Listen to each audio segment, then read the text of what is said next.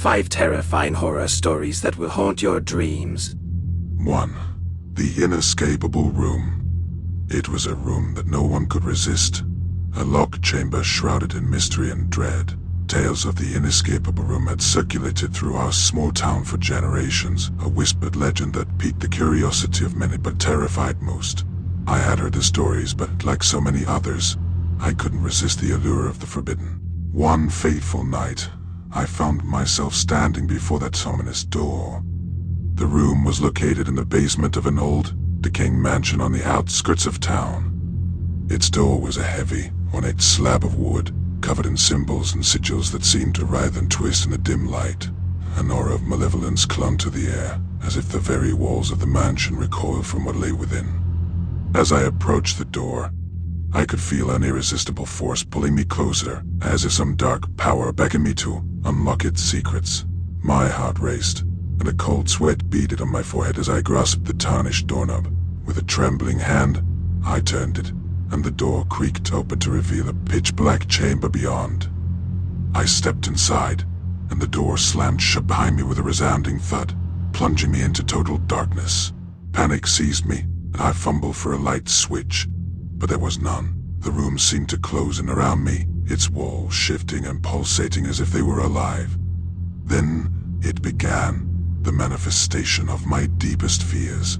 A bone-chilling gust of wind whispered through the darkness, and I felt the presence of something sinister lurking just beyond my vision. Shadows danced and swirled, taking form and substance, and I realized that my fears were coming to life before my very eyes.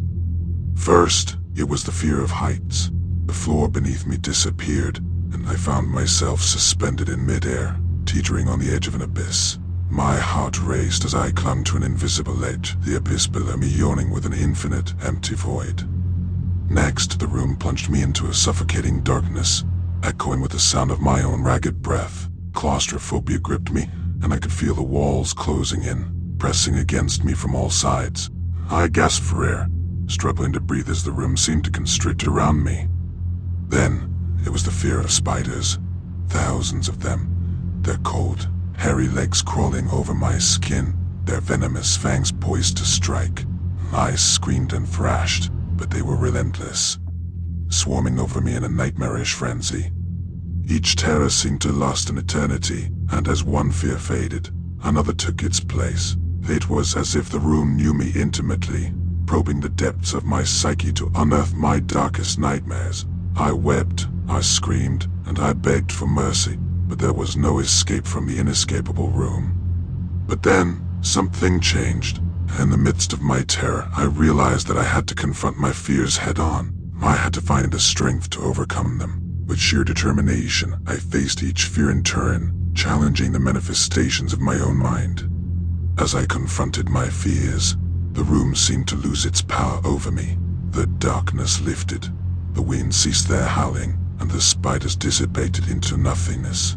With one final, trembling breath, I turned and faced the door. It swung open, revealing the mansion's basement once more. I stumbled out, shaken and changed by the ordeal. The inescapable room had tested my very soul, forcing me to confront the darkest corners of my psyche. I had escaped, but the memories of that nightmarish chamber would forever haunt my nightmares, a reminder that our deepest fears can manifest in the most inescapable of places. 2. The Harvesting Ritual.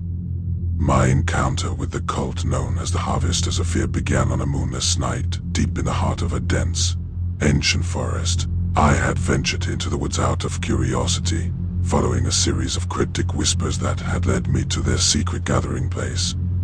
As I approached, I saw the eerie glow of torchlight flickering through the trees. My heart raced with a mixture of fear and fascination, driven by a desire to uncover the truth behind the rumors that had plagued our town for years. The Harvesters had chosen a clearing, encircled by gnarled, towering trees that seemed to twist and contort in unnatural ways. At its center stood an altar, adorned with eerie symbols and grotesque carvings, baked in the sickly green light of a blazing fire.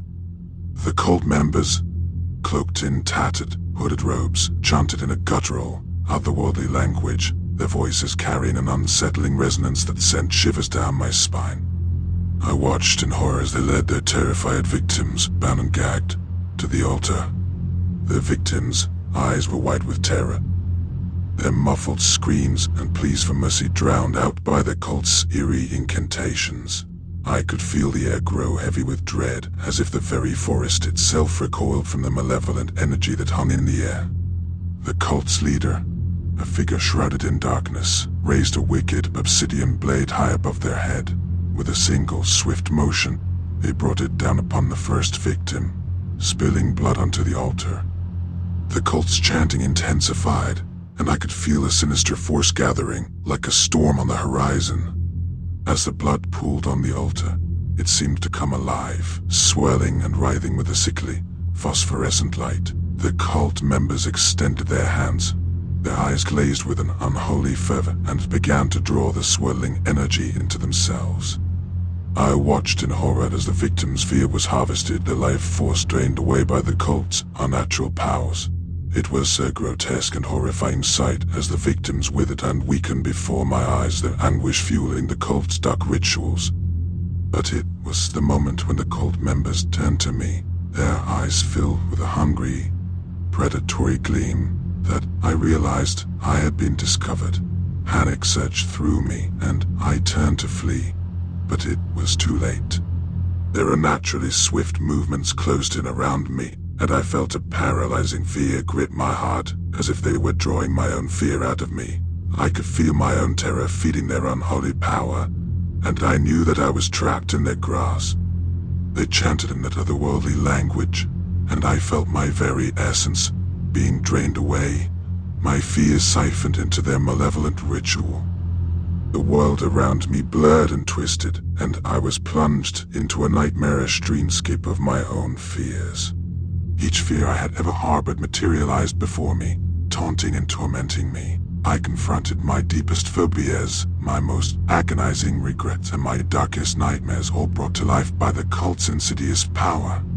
As the ritual reached its climax, I felt myself growing weaker and more helpless, my own fear consuming me from within. I could see the cult members growing stronger, their forms glowing with an unnatural, sickly light.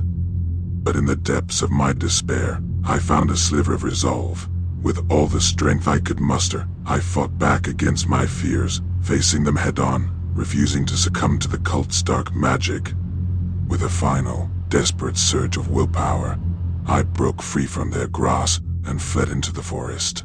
Behind me, I could hear the cult members howling in fury, their power waning as I escaped. I emerged from the forest, shaken and changed by the horrifying encounter.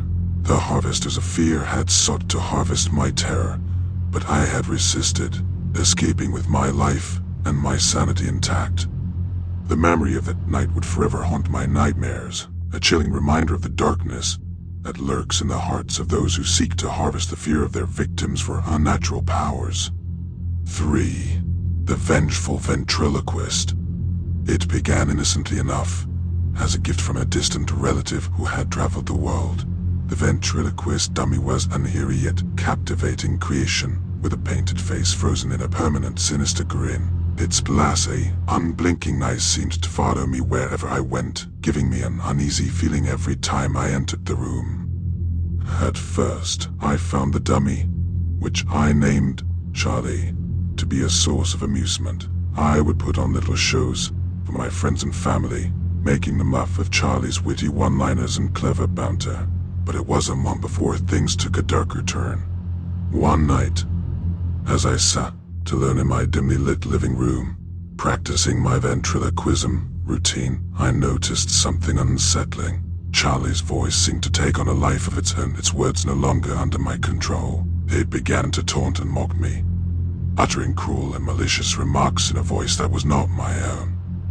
I dropped Charlie in shock, watching in horror as its wooden head turned to face me, its painted grin stretching wider, a malevolent glint in its glass eyes. It was as if the dummy had developed a sinister consciousness of its own, a dark spirit trapped within its wooden frame. As the days passed, Charlie's torment escalated. It whispered menacing threats in the dead of night, its voice growing more malevolent with each passing hour. Sleep eluded me as its relentless taunts echoed through my mind, driving me to the brink of madness. My friends and family noticed the change in me, my once cheerful demeanor now replaced by paranoia and fear. They urged me to get rid of Charlie, to burn it or bury it deep in the earth, but I couldn't bring myself to part with the cursed dummy. I became a prisoner in my own home, unable to escape Charlie's malevolent presence. It seemed to revel in my suffering, manipulating my actions and thoughts. I watched in horror as it forced me to do things I would never have imagined, turning me into a puppet in its twisted game. One fateful night, as I lay in bed, paralyzed by fear and exhaustion, Charlie's voice whispered in my ear, commanding me to perform a sinister act. I resisted, fighting against its influence with all my strength, but I could feel my own willpower slipping away. With a terrible sense of dread, I watched as my own hand moved of its own accord, reaching for a knife on the bedside table. Charlie's grin widened as the blade drew closer to my throat, its voice a sinister chorus of encouragement. In a last desperate struggle, I managed to regain control of my body, throwing the knife aside. With a surge of determination, I finally made the decision I had been avoiding for far too long. I would rid myself of Charlie once and for all. I gathered every ounce of my courage, seized Charlie, and carried it to the basement, where I had prepared a roaring fire. The dummy's painted face contorted in a grotesque mask of rage and desperation as I tossed it into the flames. Its voice screamed and wailed, a cacophony of anguish, before it was silenced forever by the consuming fire. The room filled with the acrid stench of burning wood and the haunting echoes of Charlie's final, agonized screams. As the flames reduced the ventriloquist dummy to ash, I felt a weight lift from my soul, a sense of freedom I hadn't known in far too long. But I knew the terror would never truly leave me. The vengeful ventriloquist had exacted its torment, leaving scars both physical and emotional. The memory of Charlie's malevolence would forever haunt my nightmares, a chilling reminder of the darkness that can take hold of even the most innocent of objects. 4. The town that forgot time. The town of Elmsworth was like any other small, picturesque community, nestled amidst rolling hills and lush forests. Life here had always followed the rhythm of the seasons, and the townsfolk were a close-knit, contented lot. That was until the daytime itself began to unravel. It started subtly. At first, people would glance at their wristwatches and find that the hands had frozen, refusing to move. The digital clocks on their smartphones displayed the same unchanging time, and the town's bell tower, a reliable marker of the hours, fell eerily silent.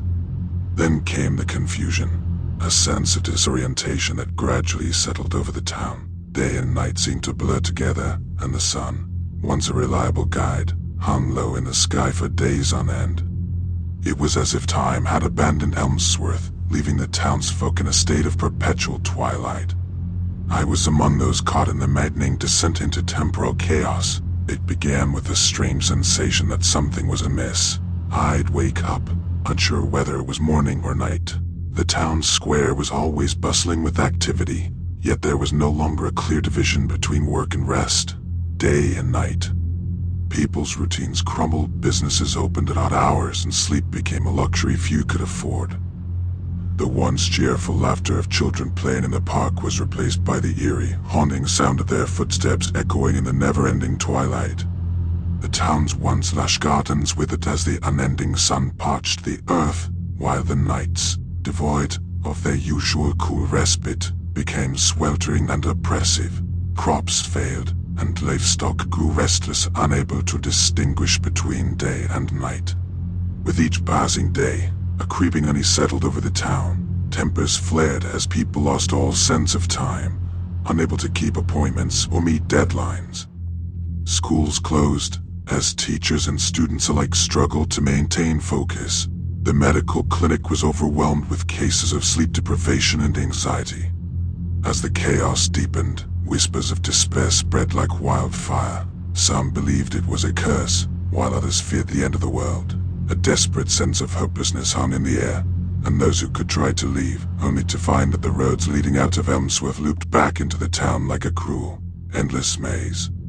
I too tried to escape, but every road I took led me right back to the town's borders. It was as if Elmsworth had been severed from the world, trapped in its own fractured reality.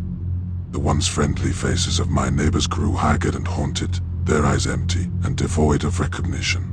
It was as if the relentless passage of time had stolen their very souls, leaving only empty shells behind. I wandered the town, my mind a jumble of confusion and despair, my own sense of self eroding as I struggled to make sense of the unending twilight. The town that had once been a haven of tranquility had become a nightmarish labyrinth, a place where time had forgotten to take.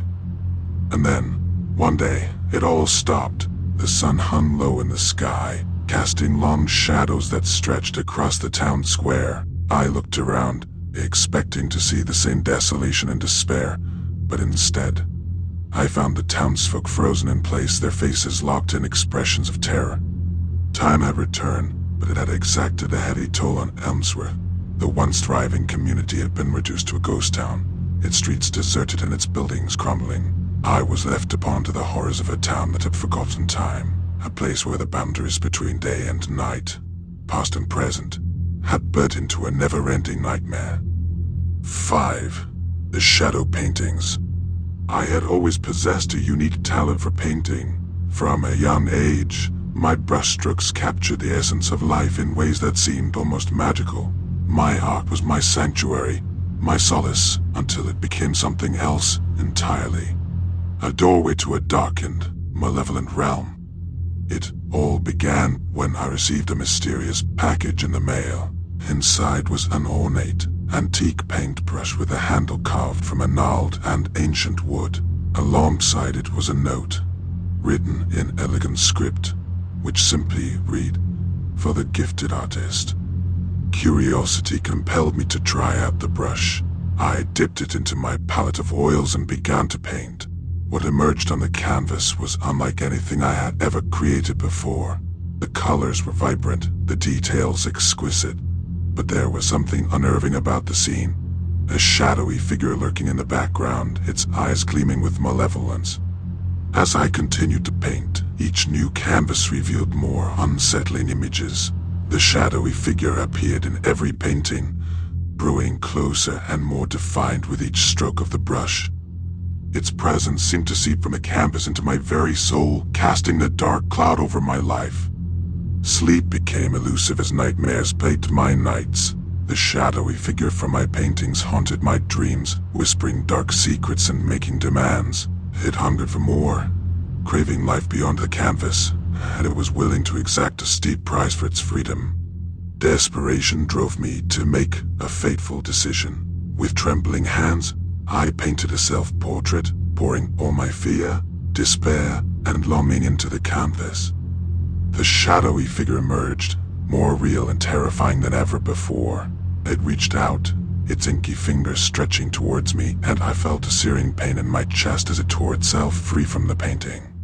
The room plunged into darkness, and I could feel its malevolent presence all around me. It whispered secrets I dared not comprehend, promises of power and knowledge beyond imagination, but its demands were steep, souls to feed its insatiable hunger. I could no longer distinguish between the waking world and the nightmare that had become my reality. The shadowy figure continued to stalk me, manifesting in the darkest corners of my existence. It demanded blood, and I, driven to madness, complied. People in my life began to vanish, leaving behind only empty husks. I had become a pawn in the figure's twisted game, a mere conduit for its dark desires. I was no longer an artist. I was a vessel for malevolence. As the years passed, I grew weaker, my soul drained by the shadowy figure's insatiable appetite. I could see the toll it had taken on my own reflection, my eyes vacant and hollow, my skin pale and gaunt. I knew I had to find a way to sever the connection, to banish the figure back into the paintings from which it had emerged. But each attempt proved futile, and the darkness seemed to close in around me. In one final act of desperation, I returned to my studio, the place where it had all begun. With a heavy heart, I set fire to my canvases, watching as the flames consumed the paintings and the shadowy figure screamed in agony. As the last canvas turned to ash, the figure was dragged back into the inferno, its cries echoing in my ears. The room filled with a blinding light, and I felt a weight lift from my soul. I had paid the steep price for my talent, but at last I was free. But the horrors of those shadow paintings would forever haunt my nightmares, a reminder that the pursuit of artistic perfection could lead to a darkness beyond imagination. Which story caught your attention the most? Let us know in the comments below. And don't forget to like and subscribe for more content. Until next time, stay safe. And thank you for watching. I hope you enjoyed today's video. Check out my website in the description below to see what I'm writing. And just below there are some suggestions related to what we talked about today. Peace.